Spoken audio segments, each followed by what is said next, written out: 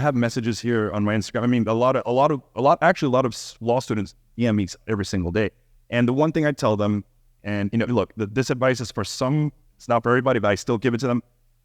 Put in your mind that you're going to do your own thing, okay? Because if you go to any of these law firms, you're going to be working 100 hours a week.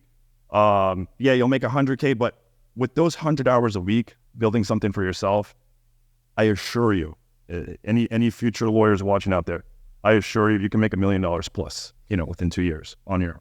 But yes, at first it's hard. You don't have that security that you're going to get that paycheck, but that's the cost.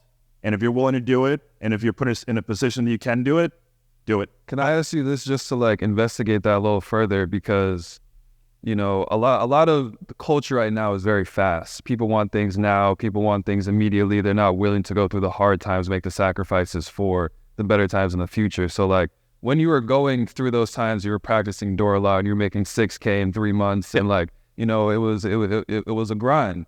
How did you keep that vision of success in your mind that you knew that you were going to be where you are right now? That's an interesting question. And I think for me, because before I was a lawyer, I was also in finance. I have a finance degree. I was also a stockbroker.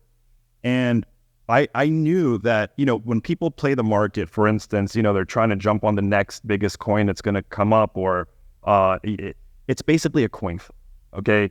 And, it's gambling, okay? And in any market, even if you're investing in stocks, the only sure way to win is if you have a long-term horizon and you're not looking at the day-to-day ups and downs. I'll get to where I'm going with this. And look, you just look at a 100-year chart of the S&P 500. It's gone up like this. Real estate, the same thing. If you're trading, and look, nothing against traders, but if you're trading, it's like this. Nobody can really time them. So knowing that that's a loser's game, that gamble, I've already had when I saw it, I already had the understanding that it's, I'm not going for home runs. I'm going for consistency. I'm going for growth.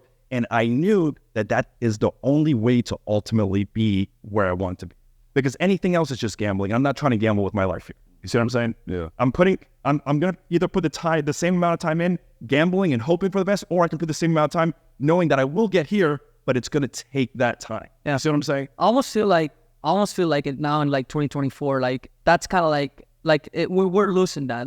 Like all these teenagers, they looking to get into crypto, do pops and downs, make $5 million from $300, or get into drop shipping and run these Shopify sites. I don't know, dude. Have you seen it? I don't see that many people getting into legitimate brick and mortgage businesses. Right, and the thing is, everything is so polarized, and people think whatever they're showing and on Instagram, on social media, they, half of it, maybe 80% is fake, number one, if it presents a false sense of reality. Yeah. But going even deeper, I think that the problem is, I'm 36 years old. When I was growing up, I was working out of the back of my dad's van. We were selling clothes to corner stores. So I knew what sweat equity was. I knew what the value of money is, and I knew how hard it was to get. So that, I guess, made me more risk adverse in a sense. Don't get me wrong. I mean, I do take risks, okay? But if I'm going to take risk, I'm going to do my homework, and most of the time, I come out on top. But that's because I took the right risk. I'm not just saying blind. There's a lot of blind risk going out there, these days. People trying to hit home runs, make it overnight. Will it happen to some? Yes, maybe 1 in 100. I don't like those odds.